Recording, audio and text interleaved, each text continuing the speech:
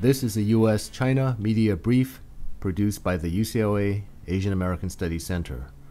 The U.S.-China media brief features interviews with experts and other prominent individuals involved in studying and documenting the dynamic and ever-evolving relationship between the United States of America and the People's Republic of China.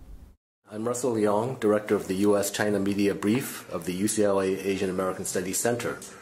Our purpose is to provide a more balanced view of U.S.-China relations for the U.S. media through our media brief and website.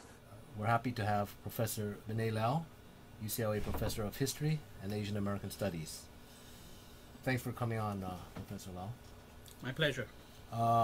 Actually, what we're trying to do is have our experts comment on the story of the week, which we feel deserves media scrutiny and attention.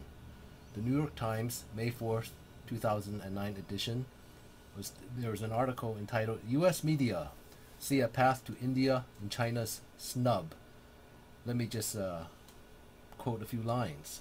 After many years of fervent lobbying and deal-making in China, American media companies have little to show for their efforts there and are increasingly shifting their attention to India. Increasingly, that focus is India, a country with a fast-growing economy and fewer government impediments for foreign media companies. And so basically this article goes on to talk about China and India and U.S. media companies sort of switching allegiances or wanting to go to India for various reasons. So Professor Lau, I wonder what American media companies actually mean by opportunities in India versus China. Right. Well, you could say there are two ways of looking at it. That some people might say that there's something benign, in fact, about this, namely that the U.S. is actually interested in, U.S. companies are interested in promoting a wider range of expressions and opinions in China, giving increased importance to freedom of expression, freedom of thought, so forth and so on.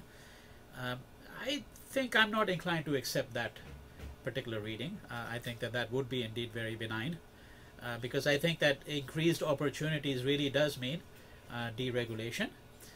It means lower labor costs, for example. It means the opportunity to be able to enter into these markets without any real fear of hindrance of some kind, bureaucratic hindrance, for example, right? So I think that this is what they really mean principally, and or what is meant principally by increased opportunities. And I say this in part because, to be absolutely candid, I think the U.S. itself could use a much wider variety of opinions and expressions. I mean, we simply don't have enough in the U.S., and partly it has to do with the fact it's been well documented by people who are much greater specialists on these matters than I am, but it's been very well documented that over the last 20-30 years you've seen increasing concentration of media, and that includes all forms of media, print, satellite television, internet, you name it, publishing industry, increasing concentration in fewer and fewer hands. Right? I mean, The Nation magazine has been charting this kind of thing for several decades now.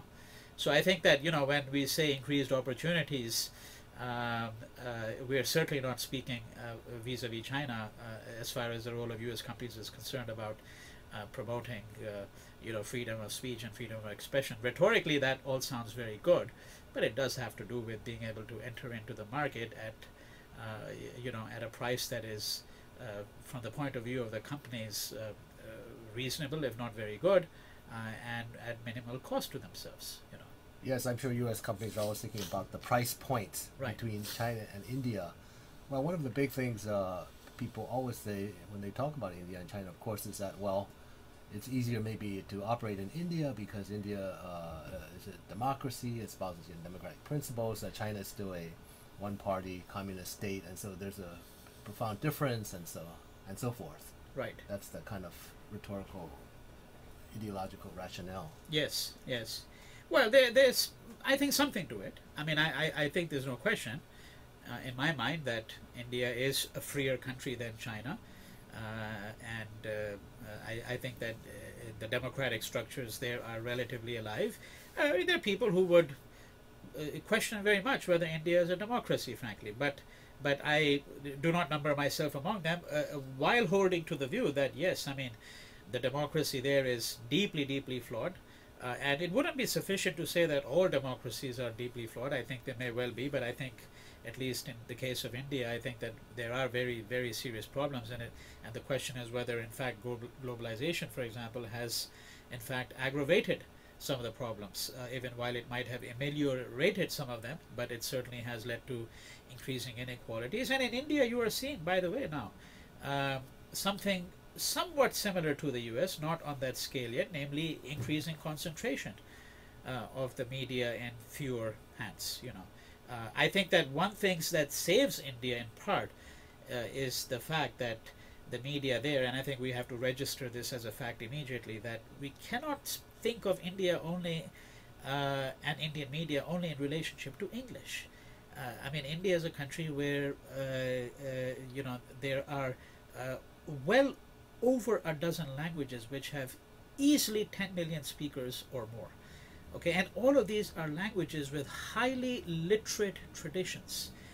And in the cases of some languages such as Malayalam, spoken in South India, you are speaking about a publishing industry, you're speaking about newspapers, the extent of which is really staggering. I mean, it is so extraordinarily prolific, and the debates are so extraordinarily lively. I mean, I don't read Malayalam, but I read in translation, and I know people, of course, who read it. But that's true of many parts of India, right? So we are speaking really about a multiplicity of languages, and that would have to be taken into consideration. And I think that adds to the democratic possibilities of India. Yeah, that's certainly, in contrast to China, which, although there are different spoken dialects, but basically the characters and the written languages is the same for among all Han ethnic Chinese. That's right. The preceding copyrighted program is a property of the University of California, Los Angeles. All rights reserved. It may be used freely for educational and not-for-profit activities.